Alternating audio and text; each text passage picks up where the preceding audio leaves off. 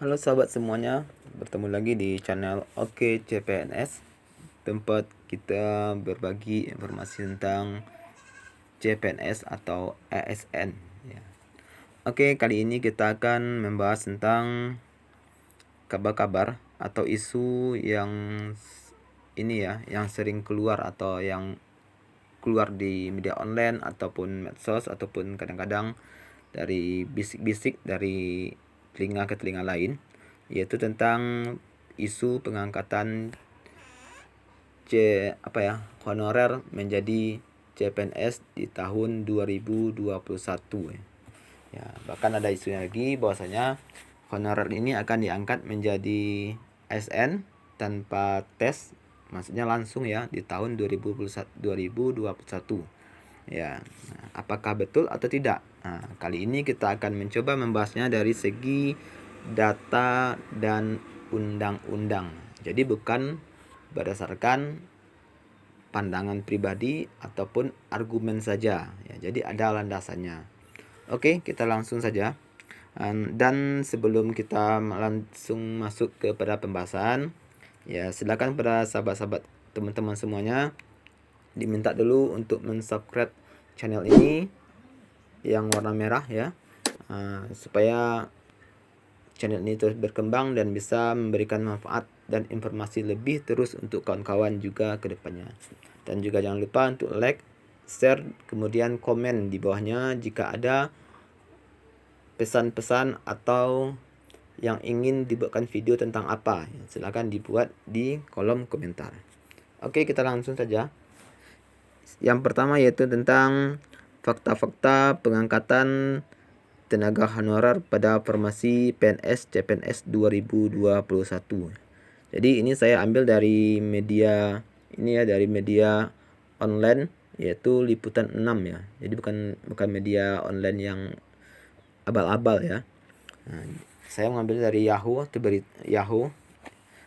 Yaitu kalau tidak percaya bisa dilihat di atas, ini ada dari Liputan 6. Ini beritanya dibuat tanggal 7 September. Dan juga nanti di kolom deskripsi nanti akan saya buat link untuk berita yang saya bacakan ya. Jadi nanti teman-teman bisa langsung mencek nanti atau membaca ulang kalau memang ragu atau bagaimananya. Oke, yang pertama yaitu fakta-fakta pengangkatan tenaga honorer pada formasi PNS CPNS 2021. Yang pertama, tidak ada pengangkatan secara langsung ya. Jadi ini Kepala Biro Hukum, Komunikasi dan Informasi Publik Kemenpan RB, Andi Rahadian menegaskan tidak ada pengangkatan secara serta-merta, melainkan tetap ada prosedur administrasi ya, yakni melalui pendaftaran dan seleksi.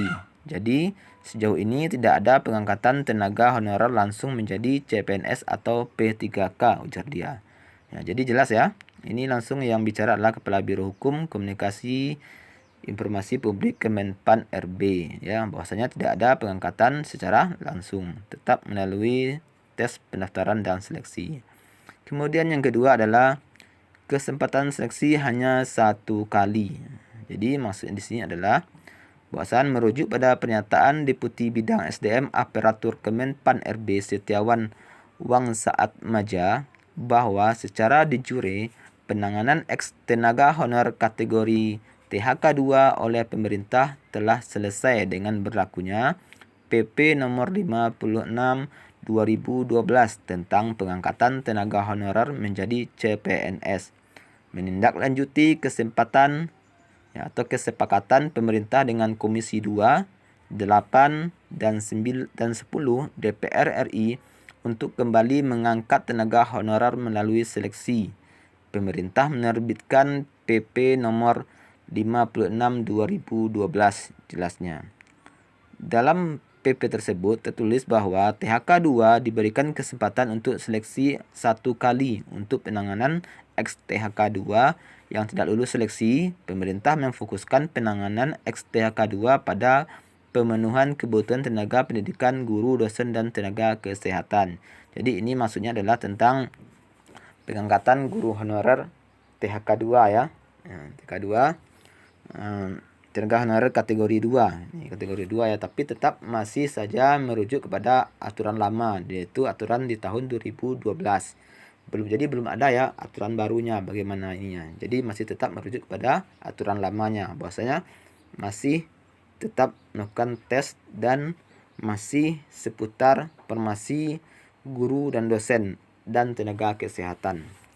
Oke, yang ketiga yaitu batas usia tenaga honorer yang dapat mengikuti seleksi CPNS. Nah, ini maksudnya ya. Pada 23 Juli 2018, pemerintah bersama 7 komisi gabungan DPR RI yakni Komisi 1, 2, 3, 7, 9, 10, dan 11 sepakat untuk membuka kesempatan ex-THK 2 untuk mengikuti seleksi ASN. Jadi tahun 2018 kemarin ya. Di mana disebutkan untuk ex-THK 2 yang memenuhi persyaratan usia maksimal 35 tahun dapat mengikuti seleksi CPNS sesuai peraturan perundang-undangan. Sementara ex-THK 2 yang berusia lebih dari 35 tahun ke atas dapat mengikuti seleksi pegawai pemerintah dengan perjanjian kerja atau P3K. Jika telah melalui seleksi CPNS ataupun P3K namun tidak lulus, maka para tenaga honorer tersebut diberikan kesempatan bekerja sesuai kebutuhan organisasi. Jadi maksudnya adalah bahwasanya bagi THK 2 atau tenaga honorer kategori 2 ini, jika mereka berumur 35 ke bawah, maka mereka masih boleh mengikuti tes ASN atau CPNS. Akan tetapi jika umur mereka lebih dari 35 ke atas, maka mereka hanya bisa mengikuti tes P3K atau pegawai pemerintah dengan perjanjian kerja.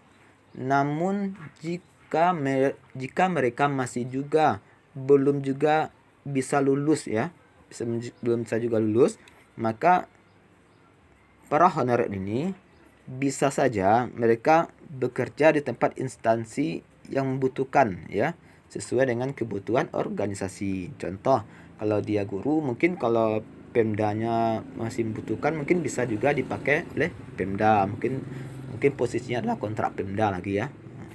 Mungkin cuma seperti itu ya ininya gambarannya. Kemudian yang keempat adalah kuota penerimaan CPNS 2021. Menteri Pendayagunaan Aparatur Negara dan Reformasi Birokrasi Menpan RB Cahyokumolo menjelaskan sejauh ini formasi untuk penerimaan CPNS masih terbatas. Namun formasi yang dibuka nanti sangat dibutuhkan hingga ke tingkat desa seperti guru, bidan, perawat, dokter, penyuluh pertanian, penyuluh KB, penyuluh pekerjaan umum. Menurut Cahyo, untuk guru formasi yang dibutuhkan sekitar 1 juta. Wow, besar ya. Sementara penyuluh di bidang kesehatan sekitar 200.000 CPNS. Satu desa kecamatan itu harus ada ASN yang menjadi penyuluh. Ada yang kesehatan menyangkut skala prioritas dan pendidikan dalam upaya penanganan kualitas SDM.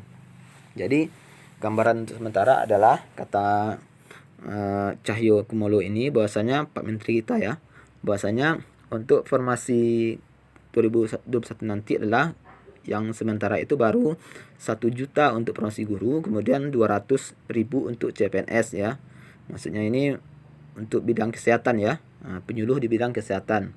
Maksud itu ya mungkin program satu desa satu kecamatan itu satu PNS ya, atau satu ASN ya. Kemudian syarat yang harus dipenuhi.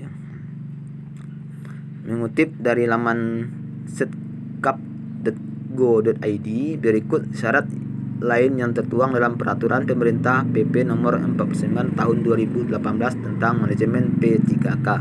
Jadi ini tentang manajemen P3K ya, yang honorer ya. Dalam aturan itu jelaskan setiap warga negara Indonesia mempunyai kesempatan yang sama untuk melamar ya. Ini umum semua. Intinya kita sama semua. Kemudian usia paling rendah 20 tahun dan paling tinggi 1 tahun sebelum batas usia tertentu pada jabatan yang akan dilamar sesuai dengan ketentuan peraturan perundangan. Masih umum juga. Tidak pernah dipidana penjara dan mempunyai kekuatan hukum ya, maksudnya belum pernah dipenjara ya berdasarkan putusan pengadilan. Kemudian